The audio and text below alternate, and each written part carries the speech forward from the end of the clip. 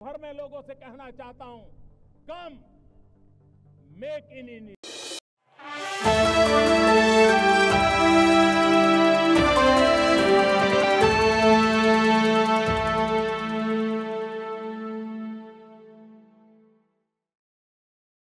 पत्रकार बंधुओं को नमस्कार।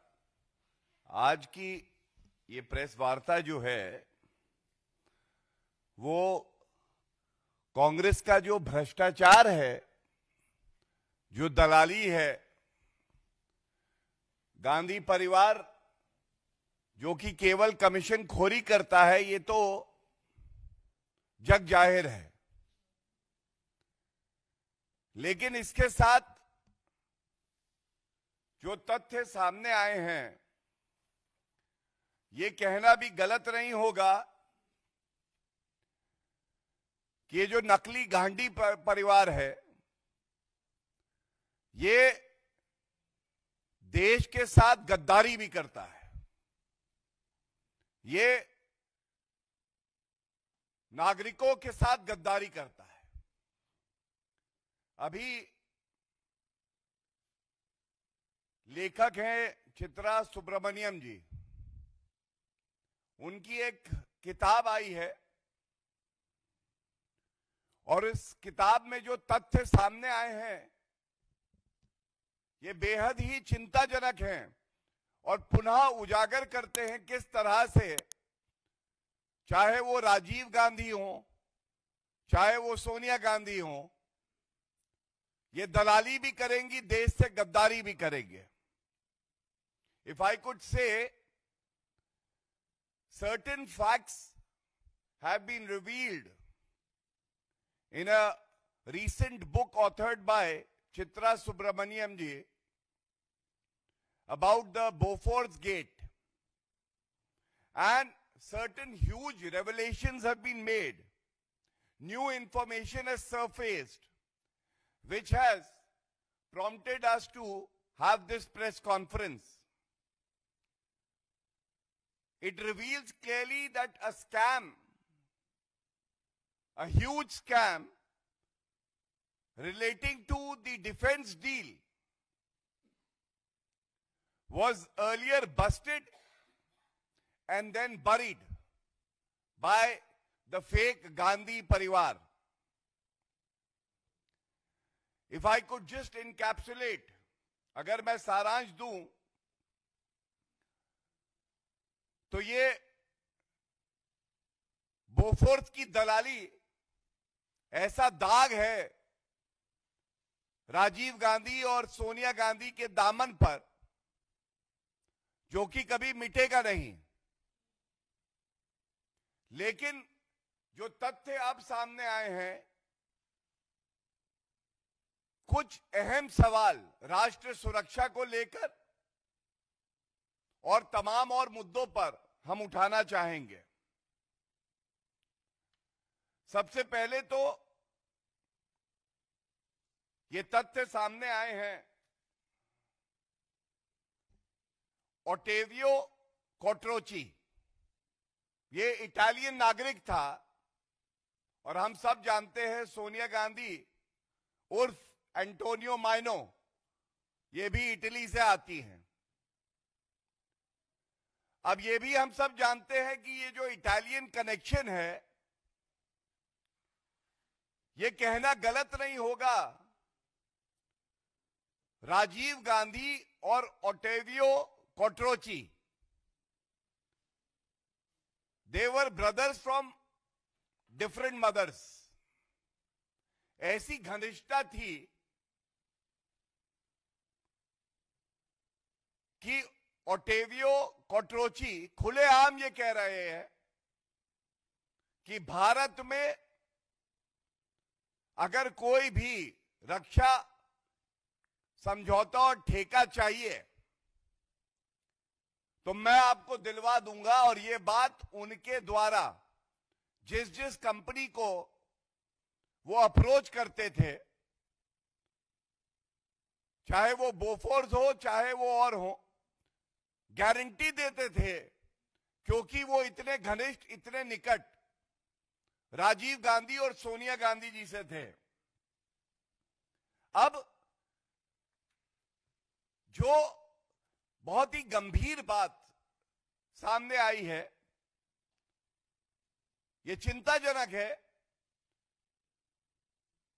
कि जितने डिफेंस डील्स की फाइल्स थी, जब राजीव गांधी देश के प्रधानमंत्री थे, मंत्रालय में जाने से पहले, प्रधानमंत्री जी के पास जाने से पहले ये ओटेवियो क्वाट्रोची के पास जाती थी और वो इसमें सुधार करते थे।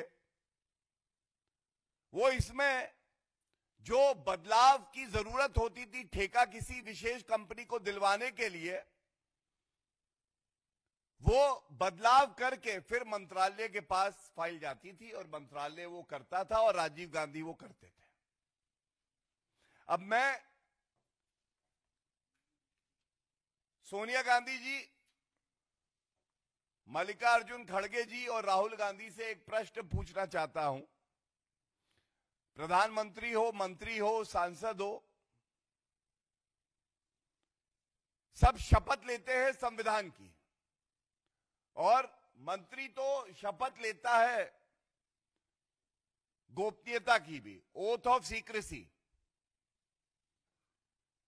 जिसमें बिल्कुल स्पष्टता से, अगर मैं पढ़ दूं, ये 3rd शेड्यूल है संविधान का, ये मेरे हाथ में है, इसमें स्पष्ट लिखा है, I swear in the name of God that I will not directly or indirectly communicate or reveal to any person or persons any matter which shall be brought under my consideration or shall become known to me as a minister for the Union, except as may be required for the due discharge of my duties as such minister.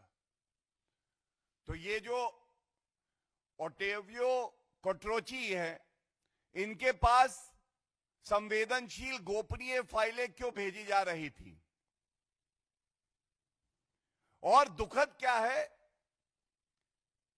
ऐसे दलालों का भारत में क्या काम?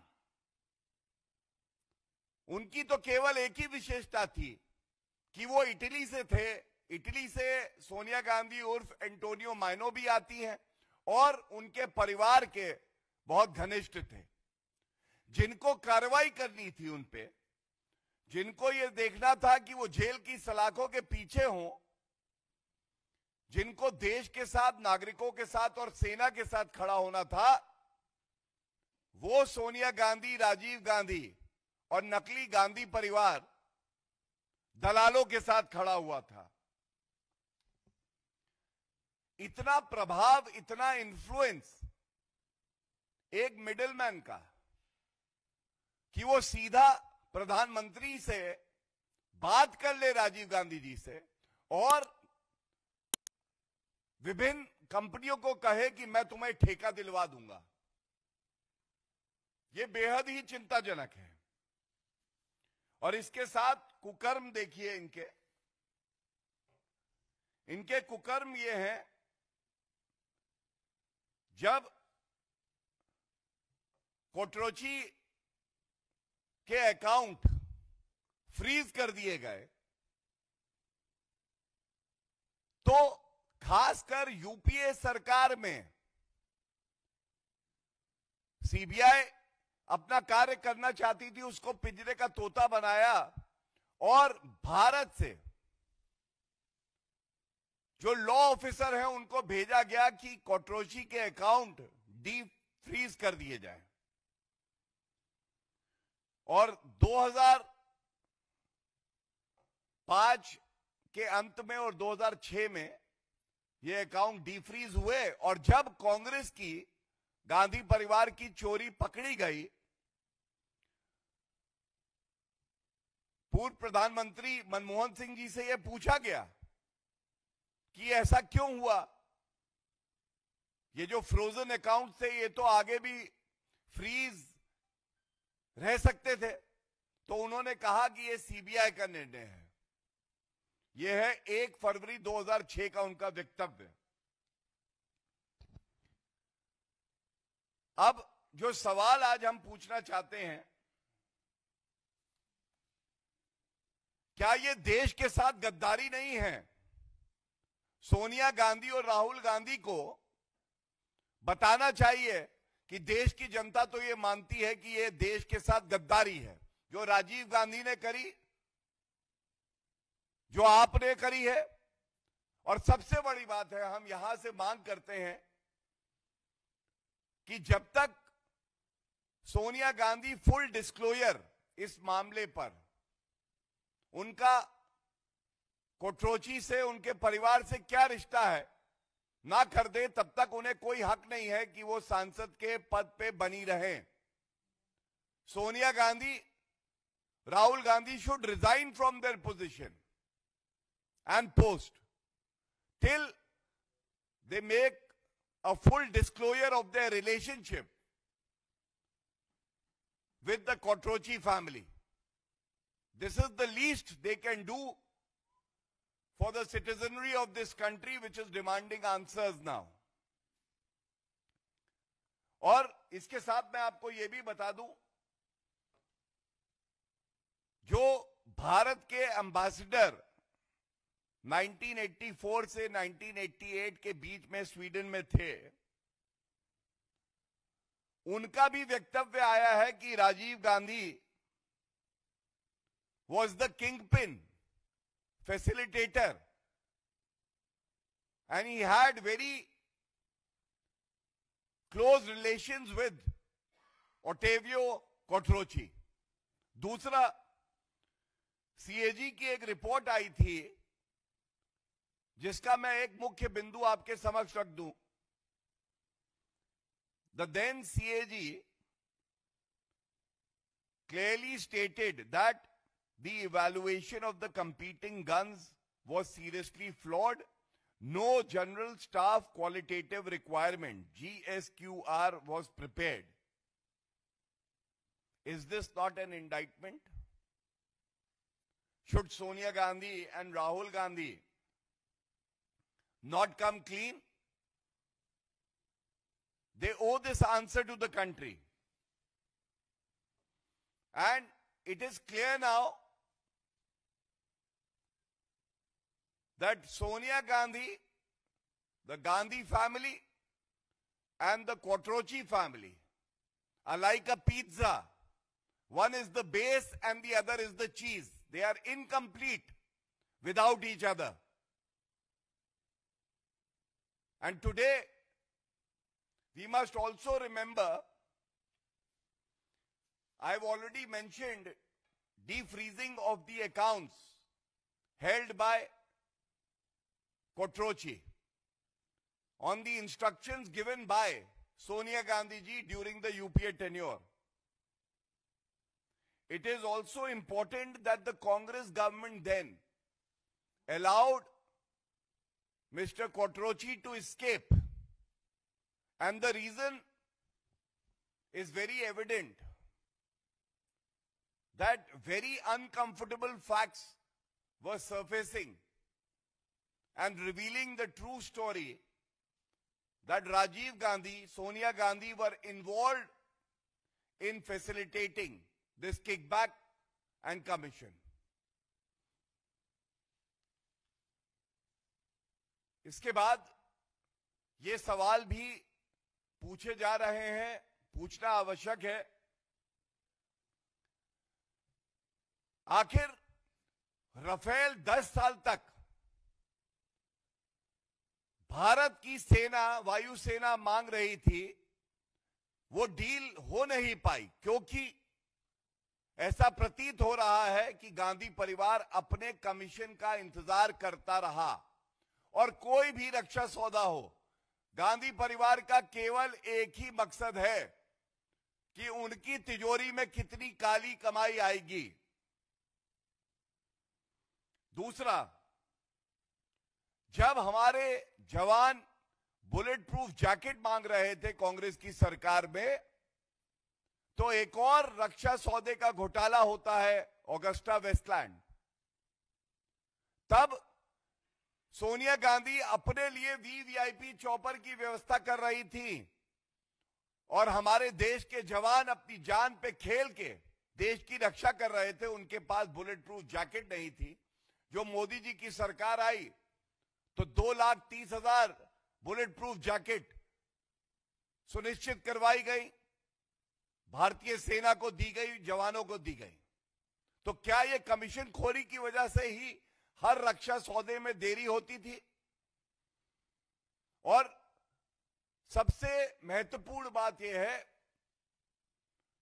उस समय में बताते हैं ये करीब 1,500 करोड़ से लेकर 2,000 करोड़ का घोटाला था। तो कितनी कमीशन राजीव गांधी, सोनिया गांधी ने अपने निजी खर्चे के लिए ली है? ये कहना गलत नहीं होगा। ये रिश्ता क्या कहलाता है नकली गांधी परिवार में और कोटरोची के परिवार में? ये बार बार पूछा जाएगा। और जैसा मैंने कहा कि सोनिया गांधी जी और राहुल गांधी को अपने सभी पदों से इस्तीफा देके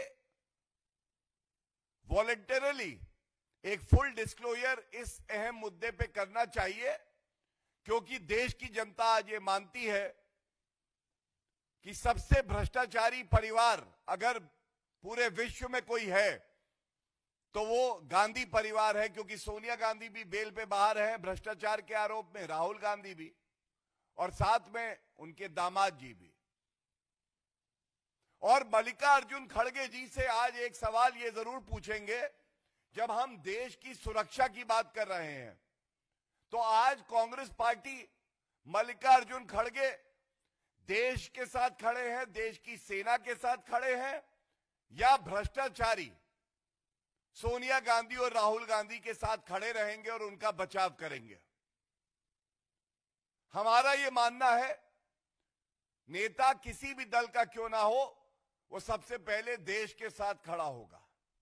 और अगर ये सही है तो जो मांग हमने उठाई है, मल्लिकार्जुन खड़गे जी को सुनिश्चित करना चाहिए कि सोनिया गांधी इस्तीफा दे, राहुल गांधी इस्तीफा दे नेता प्रतिपक्ष की पद से, और उसके बाद फुल डिस्क्लोजर भारत की जनता के सामने हो।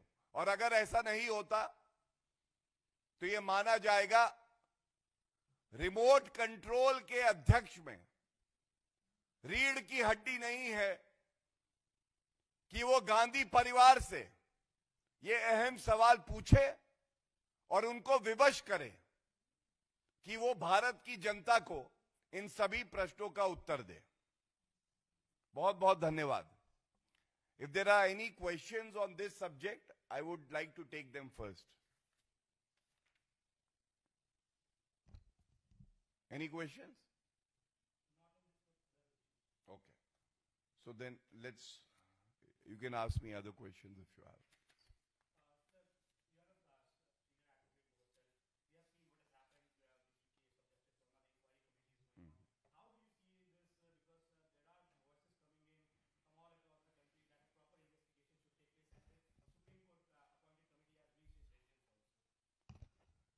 Very responsibly, I would only like to say that when two respected institutions of the country have taken cognizance of all facts that are relevant and germane to the controversy, namely the highest court, the Supreme Court of India and the Honorable Chief Justice of India, as well as the Parliament. Yesterday, there was a statement made by the chairman of the Upper House, Council of States as well. The citizenry of the country is sure that corruption has no place in the country and no constitutional authority is above the law of the country and the constitution of the country, which the person solemnly resolves to uphold.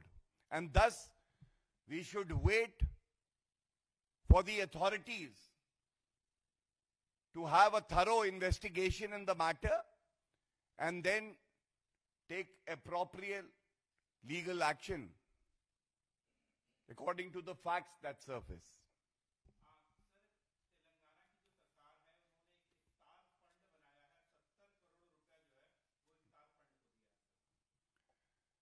देखिए, Congress party हो,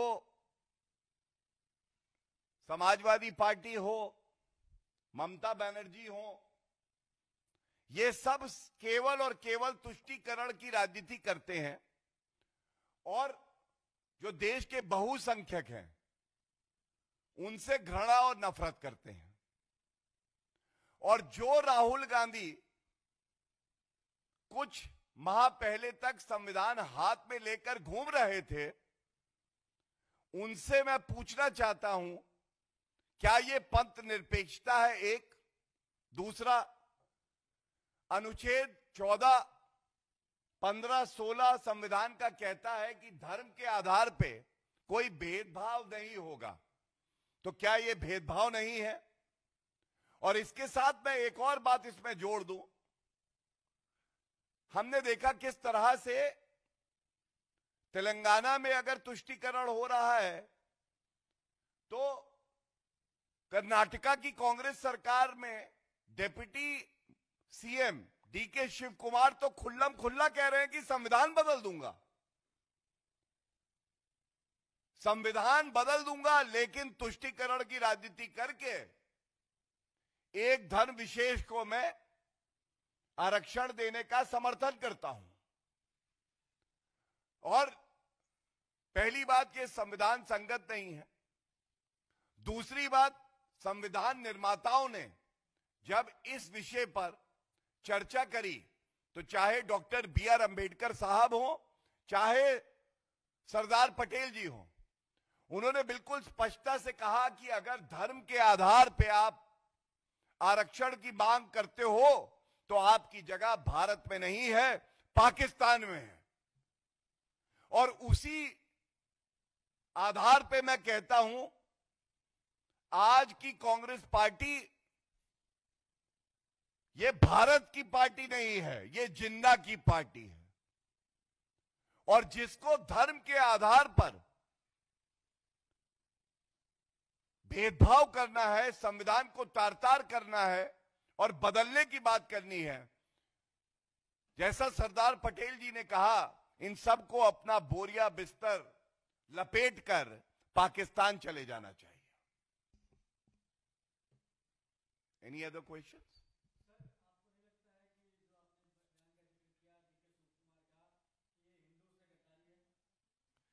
देखिए, हिंदू आतंकवाद का आविष्कार करना, राहुल गांधी का यह कहना कि मंदिरों में हिंदू लड़के लड़कियां छेड़ने जाते हैं, कांग्रेस पार्टी को मुस्लिम पार्टी बता देना, किस तरह से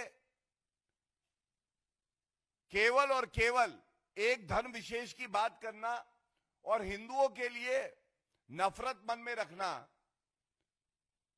महाकुंभ को मृत्यु कुंभ, फालतू कुंभ कह देना, यह केवल एक बात दर्शाता है, ये सब औरंगजेब को अपना आदर्श मानती है। और भारत की जनता और हमारी सोच ये है कि हम छत्रपति शिवाजी महाराज, छत्रपति सांबाजी महाराज, गुरु तेग बहादुर जी, गुरु गोविंद सिंह जी को अपना आदर्श मानते हैं। ये विचारधारा की लड़ाई है